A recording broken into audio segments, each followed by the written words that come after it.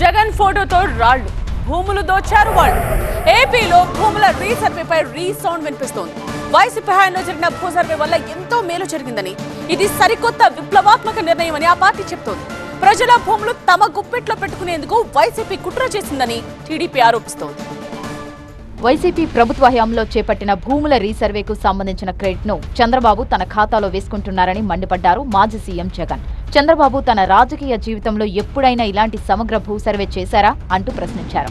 భూముల రీసర్వేను నీతి ఆయోగ్ ప్రశంసించిందని, కేరళ, ఉత్తరాఖండ్, మహారాష్ట్ర రాష్ట్రాల అధికారులు ఈ సర్వే విధానాన్ని అధ్యయనం చేసి మెచ్చుకున్నారని వెల్లడించారు.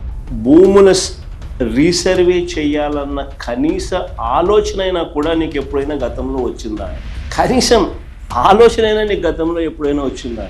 ఈరోజు క్రెడిట్ చోరీ తీసుకుంటూ తాను మాట్లాడుతూ ఉన్న మాటలకు నిజంగా ఈ పెద్ద మనిషి సిగ్గుపడాలి. రైతన్నలు పడతా ఉన్న అవస్థలు, ఇబ్బందులు చూసిన తర్వాత భూములకు సంబంధించి వాళ్ళ లేవనెత్తిన సమస్యల పరిష్కారం నుంచి, ఆ ఆలోచనల నుంచి, వీటికి పరిష్కారం చూపాలన్న తపన, తాపత్రయం నుంచి శాశ్వత పరిష్కారం చూపించాలన్న ఆలోచన నుంచి పుట్టుకొచ్చింది దీని మూలం.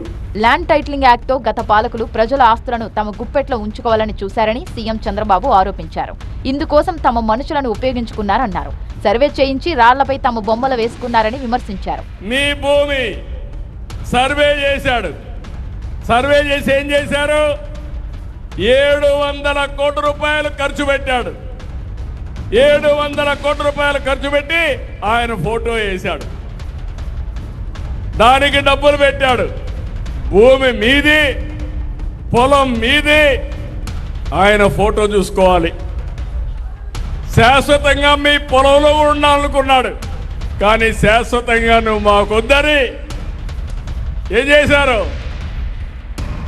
వదిలించుకున్నారు. అది ప్రజాస్వామ్యం. వైసీపీ హయాంలో జరిగిన భూముల సర్వేపై కూటమి ప్రభుత్వం విమర్శలు చేస్తుంటే, అప్పట్లో జరిగిన సర్వే ఓ విప్లవాత్మకమైన నిర్ణయమని అభివర్ణిస్తోంది వైసీపీ. దీంతో ఈ అంశంపై ఏపీలో అధికార విపక్షాల మధ్య రాజకీయ రగడ కంటిన్యూ అయ్యే అవకాశాలు కనిపిస్తున్నాయి.